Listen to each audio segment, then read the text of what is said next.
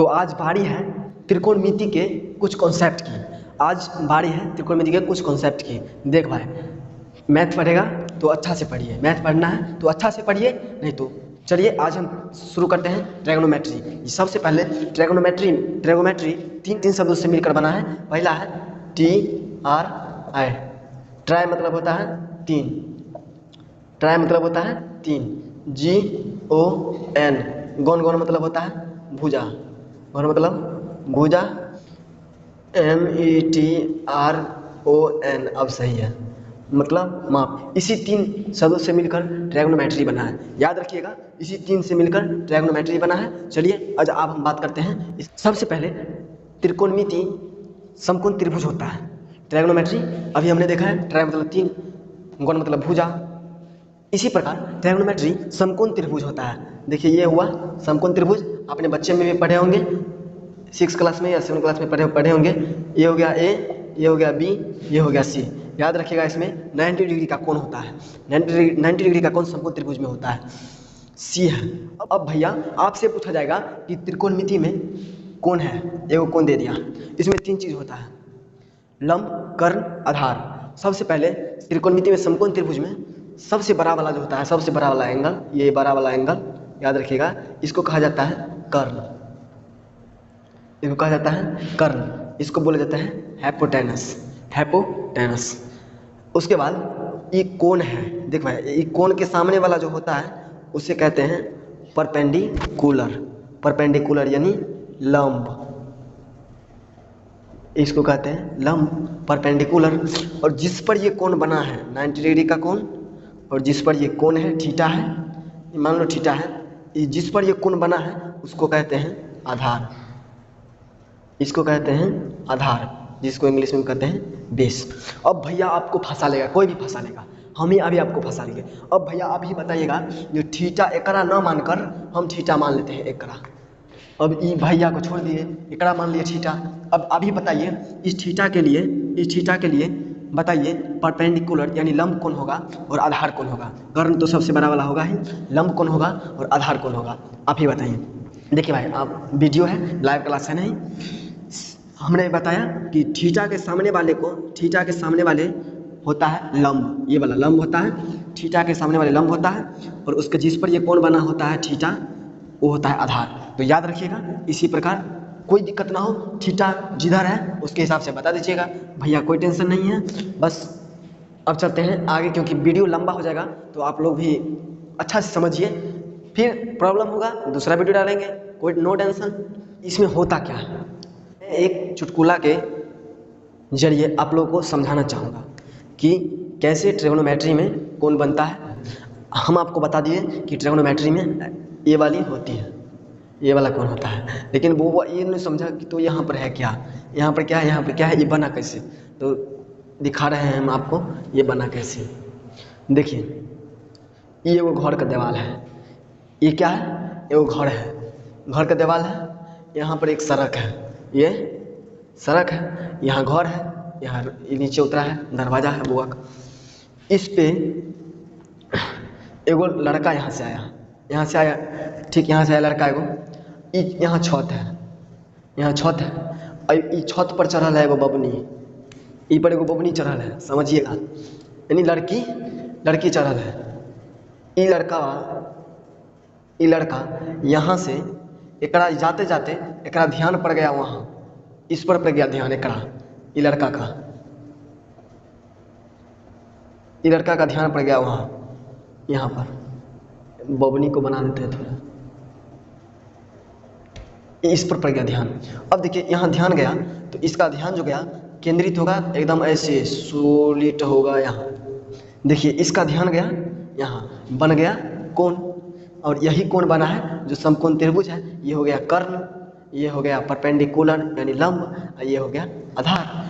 ऐसा ही बन गया त्रिकोणमिति का समकोण त्रिभुज। तो याद रखिएगा, ई बबुआ ई बबनी के देखने के चक्कर में वो समकोण त्रिभुज बना दिया। याद रखिएगा, कभी मत बोलिएगा, मरते दम तक नहीं भूलोगे। ये लड़का दिया, एक देखने में त्रिभुज बना। चलिए आगे कॉन्सेप्ट बताते हैं। एगो आप लोग अच्छे से समझिएगा, कोई टेंशन नहीं है, आप लोग टेंशन न ले।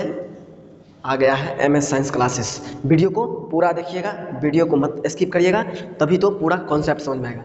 दोस्तों ऐसे में होता है, देखिए अब क्या पूछेगा अगला कॉन्सेप्ट। अब पूछेगा, देखो 90 डिग्री का कौन है, थीटा ये हुआ, इसको मान ये हो गया H, ये हो गया P, ये हो गया B, कर्ण लंब आधार इस थीटा के लिए। अब भैया कहेगा कि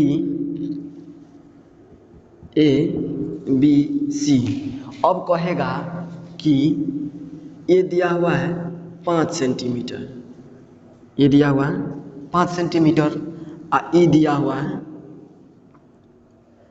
ये दिया हुआ है 3 सेंटीमीटर। अब बताइए, ये कर्ण दे दिया और लंब दे दिया, आधार देवे नहीं किया। अब पूछेगा क्वेश्चन कि इसमें आधार बताइए कितना होगा। देखिए भैया, इसके लिए एक फॉर्मूला है। फॉर्मूला क्या है, देखिए आपको ध्यान दीजिएगा अच्छा से। इसके लिए फार्मूला बना BC बराबर √100, बड़का में से एकरा घटाना है। BC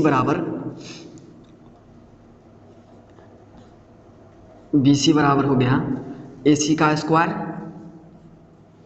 माइनस AB का स्क्वायर, AB का स्क्वायर। यही बन गया फॉर्मूला। 3 गो फॉर्मूला बनेगा भैया, भागिएगा मत वीडियो से, 3 गो फार्मूला बनेगा।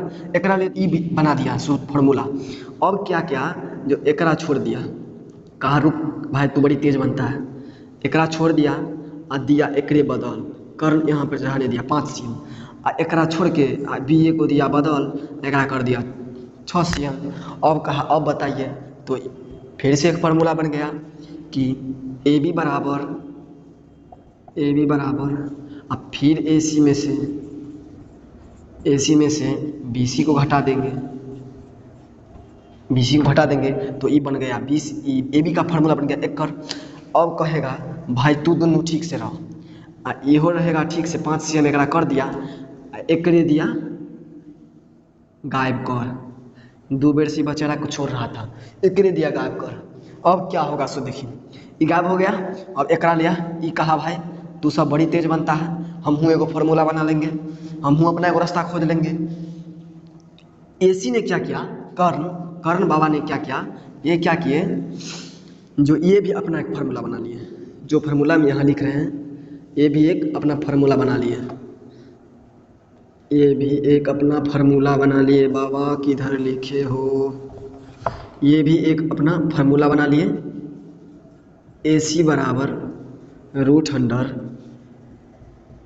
AB का स्क्वायर जोड़ BC का स्क्वायर। एकरा का हुआ कि ई कहा जो तू दोनों एक ठिया हुआ है, आ ये है ई दोनों का पापा, आ ई कहा जो तू दोनों भैया कमा के हमारा सब देगा। ई क्या क्या बैठ गया, ई बैठ गया, और ई दोनों बच्चेरा अपना कमा के जोड़ करके ई बाप पापा को दे रहे हैं, समझिए आप।